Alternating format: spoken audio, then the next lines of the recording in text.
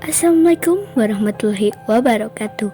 Perkenalkan, nama saya Nada. Saya akan mencoba menceritakan 3 cerita horor pendaki gunung Indonesia. Indonesia memang terkenal dengan barisan pegunungan yang akan membuat kita berdecak kagum. Sejumlah gunung pun menjadi tantangan lebih bagi para pendaki gunung untuk ditaklukkan. Namun, seperti yang kita pahami bahwa lokasi-lokasi alam memang menjadi tempat-tempat hidup makhluk-makhluk astral. Kamu bisa percaya atau tidak, tapi memang hal-hal seperti ini selalu dipercaya pendaki dan penduduk sekitarnya. Berikut kumpulan cerita horor dari pendaki gunung Indonesia.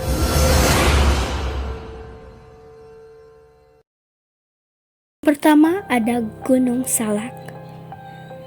Gunung Salak berada di rangkaian kawasan Kabupaten Sukabumi dan Kabupaten Bogor, Jawa Barat.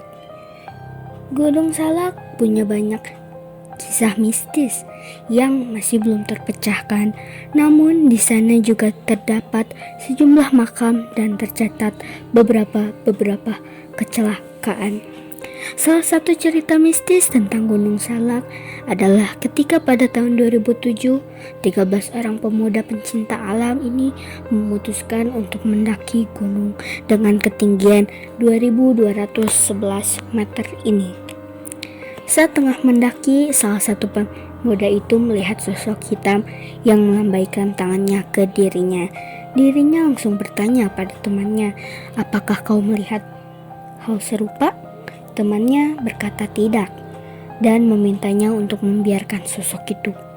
Jelang malam, cuaca yang tidak mendukung akhirnya membuat mereka membangun kemah lebih awal. Ketika berhasil membangun tenda, pemuda yang melihat sosok hitam tadi tidak dapat tidur karena ada perasaan yang tidak nyaman. Dia pun akhirnya terjaga dan memutuskan untuk keluar tenda. Tak disangka, di luar tenda sudah ada sejumlah pasukan berseragam tentara berwajah pucat mengelilingi tenda mereka. Dalam kondisi ketakutan, dia tidak bisa berbuat apa-apa, terlebih ketika seekor macan menatapnya dengan mata bersinar di antara barisan tentara itu. Namun tak lama kemudian terdengar suara lantunan ayat-ayat doa dari bukit di atas mereka. Suara tersebut berasal dari seorang wanita. Meski begitu, dia tidak melihat wanita tersebut. Dia pun pelan-pelan mampu masuk ke dalam tendanya lagi dan terlelap berkat lantunan doa yang juga mengusir pasukan tersebut.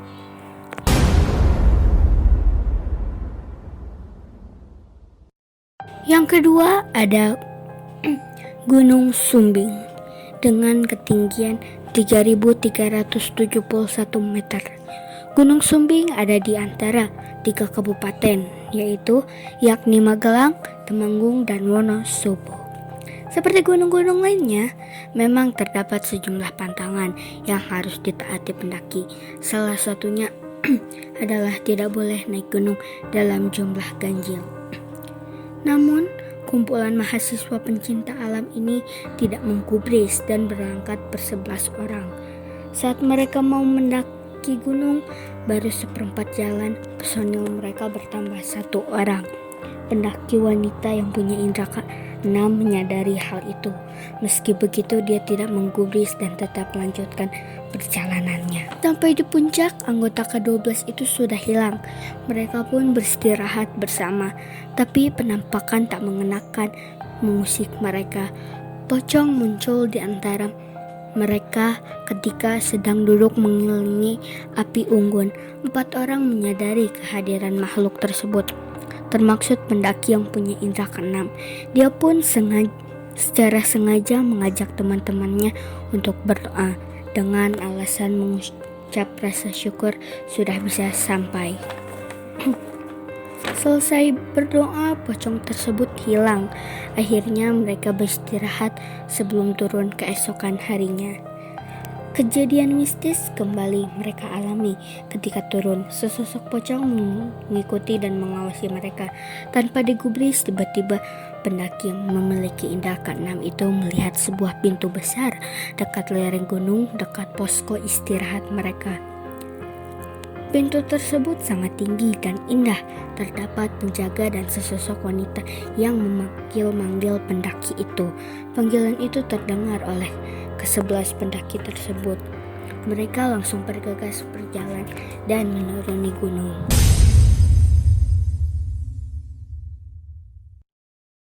Yang ketiga ada Gunung Gede. Gunung Gede berada di kawasan Taman Nasional Gede, Pangrango. Tempatnya di antara 3 kabupaten, yakni Bogor, Cianjur, dan Sukabumi, dengan ketinggian 2.958 meter. Gunung satu ini juga meninggalkan kisah mistis, salah satunya tentang penunggu Gunung Gede yang merasuki tubuh salah satu pendaki. Siang itu, sekumpulan pendaki remaja menaiki gunung tersebut bersama beberapa pemandu. Hal tersebut dilakukan demi keamanan. Menjelang sampai ke puncak, rombongan tersebut beristirahat. Namun salah satu pendaki melakukan tindakan yang tidak sopan. Dirinya buang air kecil sembarangan tanpa permisi terlebih dahulu. Setelah buang air kecil sembarangan, pandangannya langsung kabur. Dia langsung melihat sesosok pria dengan pakaian kerajaan sambil membawa keris. Di sisinya terdapat 2 ekor macan yang mengerang. Sosok tersebut dipercaya sebagai penunggu yang marah akibat tindakan tidak sopan pendaki ini.